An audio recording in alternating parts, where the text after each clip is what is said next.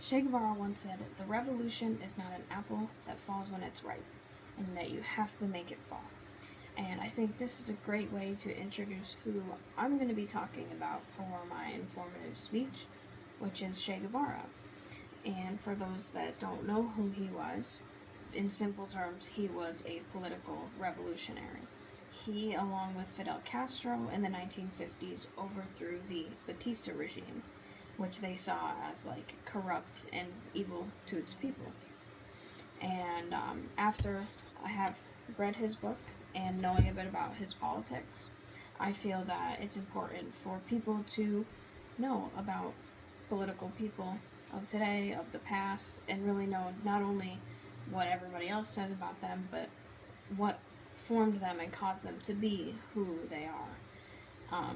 And there's so many different political opinions about him, but the facts of his upbringing and what led him there is what I want to talk about today.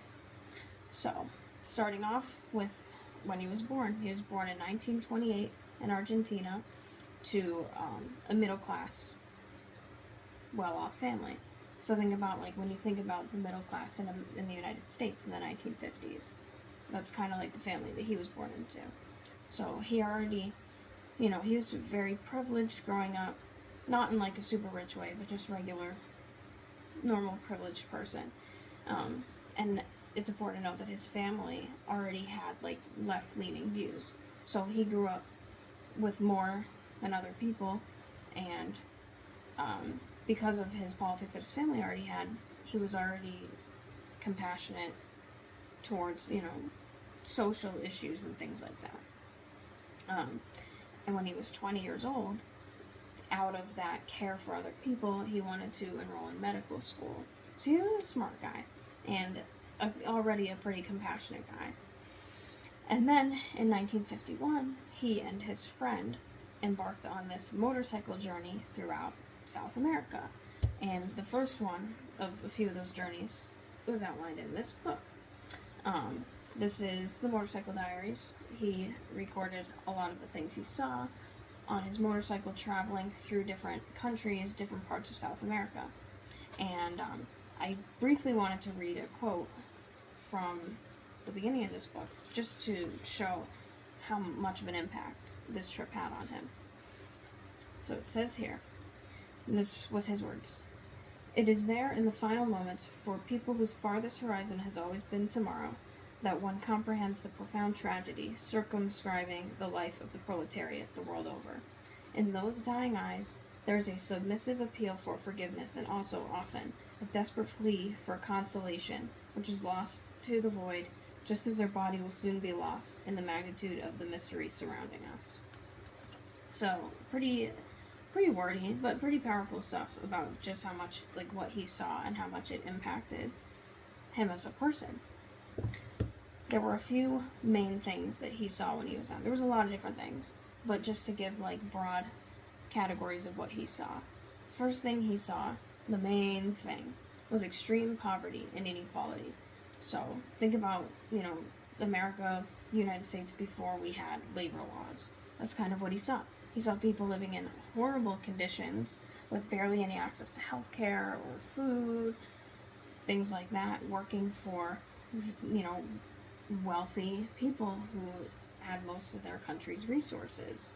If that sounds at all familiar to many other countries and many other situations in the world.